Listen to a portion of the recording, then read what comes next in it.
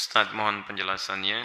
Bagaimana mendidik anak yang saat ini sudah dewasa dan sulit dinasehati karena kita kurang mendidiknya di saat mereka kecil. Bukan kita, Anda. Saya tidak ikutan. Ya, saya sudah punya istri, punya anak. Mungkin Anda yang tidak tepat. Apakah kalau anak-anak kita, anak Anda sudah menikah, saya juga masih mempunyai tanggung jawab untuk mendidiknya? Dua pertanyaan. Pertama, ada orang tua yang merasa sulit untuk mendidik anak, memberikan nasihat saat dia dewasa. Coba istighfar dulu. Mungkin selama ini Anda yang kurang perhatian kepada anak. Saya pernah sampaikan kisah Nabi Ibrahim. Bagaimana seorang Ismail alaihissalam yang baru tumbuh usia 4-5 tahun belum balik, melihat bapaknya sedang bekerja atas perintah Allah, bergetar hatinya, tersentuh untuk menolong bapaknya. Walaupun ayahnya nggak minta. Quran surah kedua Al-Baqarah ayat 127. Posisi paling kiri sebelah atas. Wa idh yarfa'u Ibrahimul qawa'ida minal baiti wa Ismail. Perhatikan, saya ajarkan sedikit bahasa Arab. Dalam uslub bahasa Arab, ungkapan bahasa Arab, kalau ada dua subjek mengerjakan satu pekerjaan, subjeknya disebutkan langsung di depan. Maka ini menunjukkan porsi pekerjaannya sama, sebanding. Tapi kalau ada satu disebutkan di depan, yang kedua diakhirkan, ini menunjukkan bahwa yang kedua ini sekedar membantu yang pertama saja. Tidak sebanding porsinya. Paham sampai sini? Sekarang perhatikan baik-baik. Wa idh yarfa'u Ibrahimul qawa'id. Ibrahim disebutkan. Dan ingatlah ketika Ibrahim diperintahkan oleh Allah meninggikan kembali bangunan Ka'bah yang sempat terkena banjir di masa Nabi Nuh alaihissalam. Wa Ismail dan Ismail. Ismailnya diakhirkan. Padahal Allah bisa berfirman begini misalnya di luar Quran. Wa idh yarfa'u Ibrahimu wa Ismailul qawa'id. Kalau Ibrahim dan Ismail dua-duanya seimbang. Tapi ini Ibrahim, qawa'id baru Ismail. Ini menunjukkan Ismail ingin membantu bapaknya. Tahukah Anda, saat ayat itu disampaikan kisah kepada kita, ingin mengisahkan bagaimana seorang Ibrahim alaihissalam menerima tugas meninggikan bangunan Ka'bah, dikerjakan dengan segera. Tapak pertamanya disebut dengan maqam. Sampai sekarang tapak itu dikenal dengan maqam Ibrahim. Saat akan membangunnya, kadalah meninggikannya, kadalah anaknya datang. Melihat bapaknya bekerja, dia ingin menolongnya. Perhatikan, bukan dinasehati, bukan diminta, tapi anak tergerak untuk menolong bapaknya. Datang anaknya bawa batu. Batu bahasa Arabnya disebut dengan hajar. Kalau disusun-susun menjadi hijar. Kalau jadi bangunan disebut hujrah. Kalau jadi ruangan kamar-kamar disebut dengan hujurat. Maka dia mulai membantu bapaknya. Kalau bahasa kita, boleh nggak saya bantu? Dia bawa hajar, dia susun-susun. Begitu dia susun jadi bagian dari Ka'bah. Sampai sekarang disebut dengan Hijar Ismail. Hijar Ismail itu area dalam Ka'bah. Dan kalau kita sholat di dalamnya, itu termasuk sholat di dalam Ka'bah. Di dulu pada zamannya awal-awal masa Quraisy terjadi kebakaran, menimpa kemudian Ka'bah, ada kerusakan, mereka ingin memperbaiki. Cuman mereka tidak mau mengumpulkan harta yang tidak jelas. Akhirnya orang jahiliyah berusaha mengumpulkan harta yang paling halal. Tuh, orang jahiliyah bangun Ka'bah aja cari yang paling halal. Anda bisa bayangkan. Jadi mereka kumpulkan dan ternyata nggak cukup. Karena nggak cukup, kemudian area Hijar Ismail ini ya tidak tercukupi untuk kemudian dibangun pada area-area yang tertutup dengan area Ka'bah. Maka dibiarkanlah terbuka, sampai sekarang dipelihara keterbukaan itu, dan hikmahnya adalah Allah memberi kesempatan bagi orang yang ingin sholat di dalam Ka'bah. Bayangkan kalau tidak ada area itu, semua orang ingin semangat masuk, antrian macam-macam, tapi Allah berikan keluangan pada kita dengan area seputaran ini. Paham? Tapi intinya, ada sentuhan dari anak, melihat bapak bekerja, dia ingin membantu. Kisah keduanya, dahsyat lebih dahsyat. Quran surah 37 ayat 102. Begitu dia mulai dewasa, falamma balagha ma'ahu sa'ya, sudah mulai nalarnya matang, apa yang terjadi? Bapaknya melihat dalam mimpi, inni ara fil manami anni adbahuka. Papa lihat nak, dalam mimpi papa menyembelih kamu. Fanzur madza tara. Ini kisahnya. Berbagi bapak dengan anak. Lihat, berbagi tukar, bagi pikiran. Bagaimana pendapat Ananda? Pendapat Ananda bagus, garis bawahi. Bagaimana pendapat Ananda? Anda tahu bahwa mimpi Nabi dan Rasul itu pasti wahyu.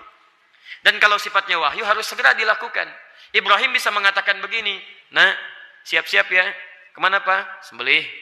Masya Allah. Mudah. Tapi kenapa tidak dikerjakan? Ada hikmah di situ. Nanti saya di belakang saya sampaikan hikmahnya. Yang paling menarik, apa jawaban anak?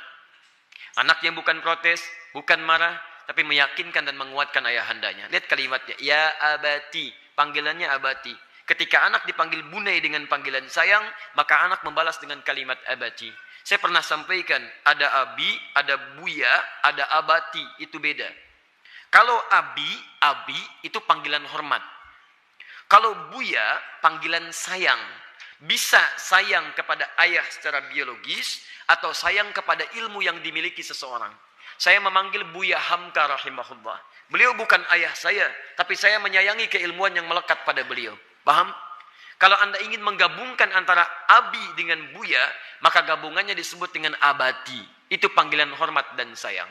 Bapak memanggil sayang ke anak, anak membalas, lihat kalimatnya, ya abati, demi sayang dan hormat nanda pada papa, if'al ma tu'mar, kerjakan sekarang yang diperintahkan. Satajiduni insyaallah minas sabirin. Ayah pasti dapati saya seorang yang sabar. Teman-teman sekalian, maaf ya, kebanyakan orang taunya cuma diganti dengan sembelihan yang besar sampai ayat 109 di surah As-Saffat surah 37 itu. Tidak banyak orang tahu ada peristiwa yang begitu menyentuh di balik proses penyembelihan itu sehingga diganti dengan kibas yang luar biasa itu. Buka kitabnya Al-Akhlaq lil Banin karya Ustaz Omar Ahmad Baraja, jilid yang kedua, warnanya biru, halaman 25, posisi paling kanan di sebelah bawah. Teman-teman sekalian, ada 3 peristiwa besar terjadi saat akan disembelih itu. Ketika Ismail mulai diikat, ikatan mulai terasa longgar. Kata Ismail, duhai ayahanda, tolong kencangkan ikatan ini. Supaya nanti saat saya akan disembelih, tidak merontak saya, dan tidak membuat ayah iba, dan tidak jadi menyembelih saya.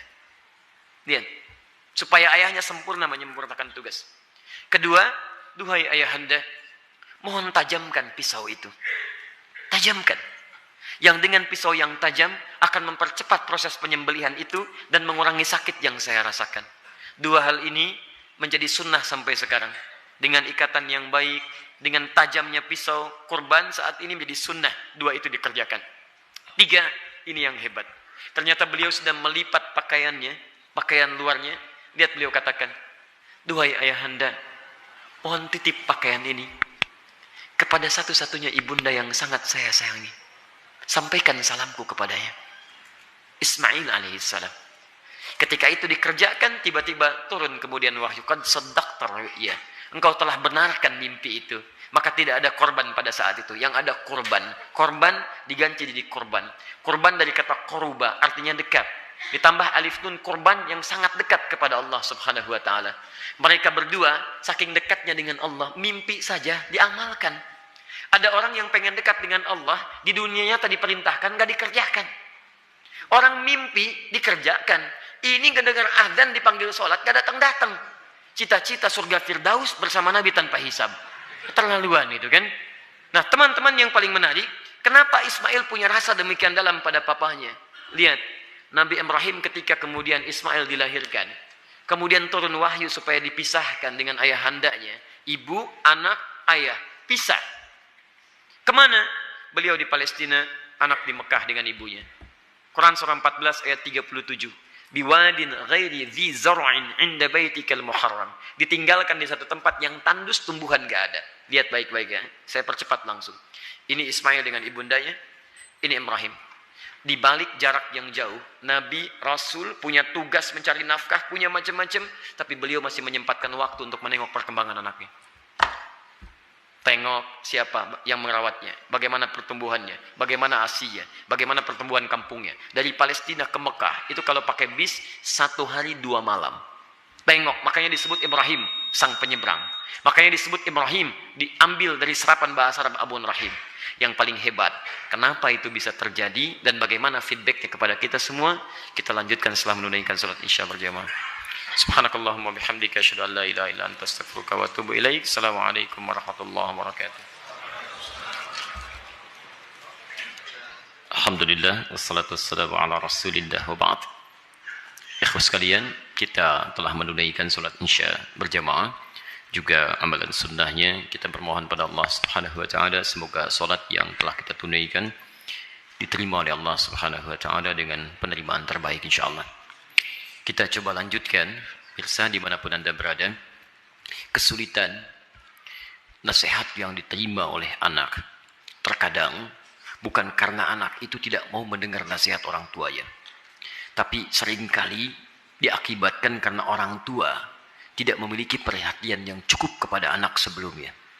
Perhatikanlah bagaimana Nabi Ibrahim, seorang nabi, seorang rasul, seorang ayah, yang dengan segala kesibukannya itu masih memberikan waktu yang luang untuk bermain, mengamati, dan hadir dalam keadaan dan permainan anak-anaknya.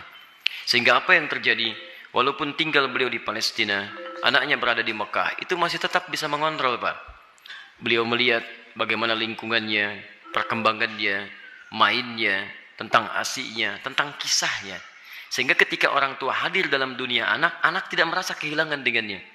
Itu yang dimaksudkan di Quran surah ke-31 ayat 13 sampai ayat 19 itu.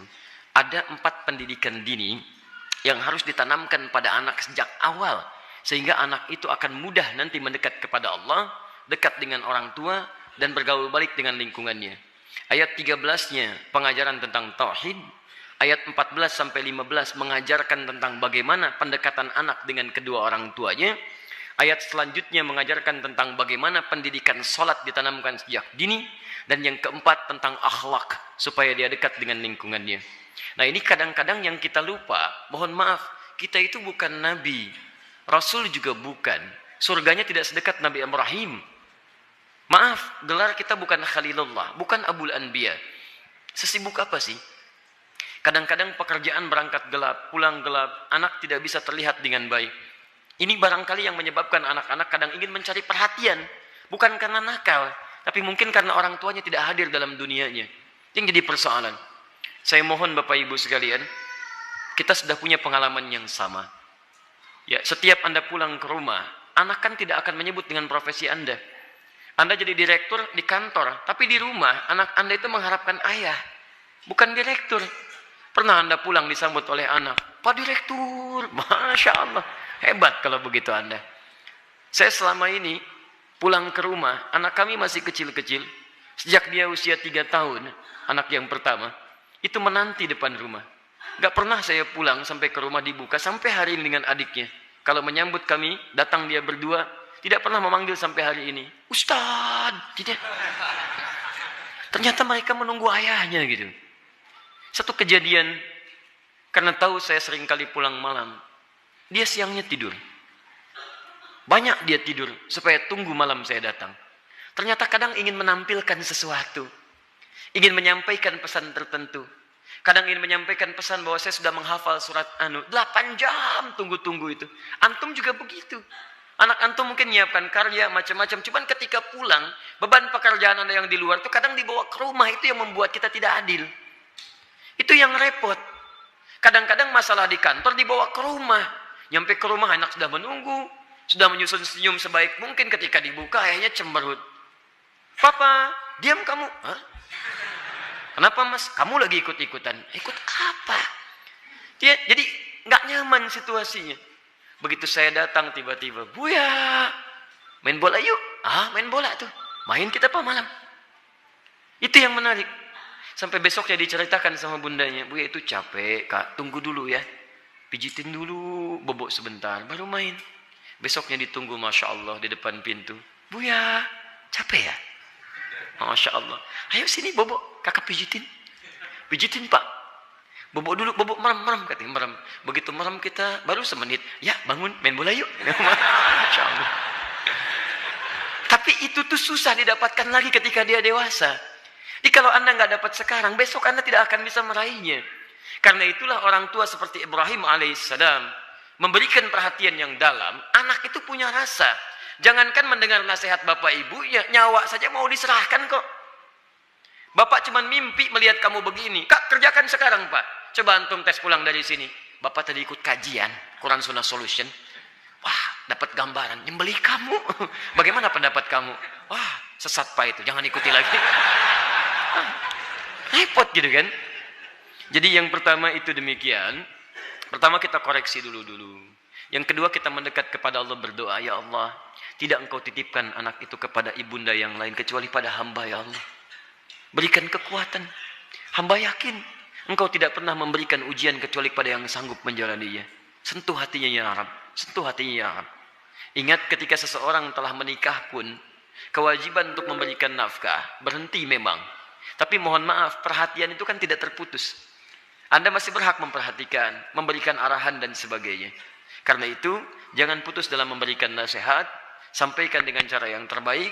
Kalau tidak pakai bahasa akal, gunakan bahasa hati. Setidaknya jadikan dia teman dalam kehidupan, insya Allah dengan kalimat yang menyentuh, lama-lama dia akan tersadar. Jadi buka dengan doa, setelah itu ajak untuk berbicara dengan bahasa hati. Nah, Mama bersyukur, kamu sekarang sudah tumbuh dewasa, cukup pintar, teman kamu banyak. Dulu saat kamu dikandung, masuklah ke situ. Besar harapan Mama terhadap kamu. Tiap malam Mama bermohon kepada Allah mengalirkan air mata. Supaya kita itu bisa sama-sama. Sama-sama duduk, sama-sama tersenyum. Kita bisa bahagia. Saat kamu berada dalam sekian bulan, harapan itu semakin tinggi. Ayah menambah peluk keringatnya supaya kamu bahagia. Kami berdoa supaya kamu tidak seperti kami. Makannya mungkin terbatas dan sebagainya. Pelan-pelan. Sampai sudah masuk ke dalam jiwanya, baru antum sampaikan nasihat-nasihat kebaikan. Insya Allah pelan-pelan di situ akan hadir kebaikan-kebaikan. Demi Allah saya katakan, sepanjang menjadi orang tua, akan ada satu chemistry yang terbangun antara dua hati, yang satu sama lain akan saling tersentuh di situ. Semoga Allah memberikan kekuatan insya Allah.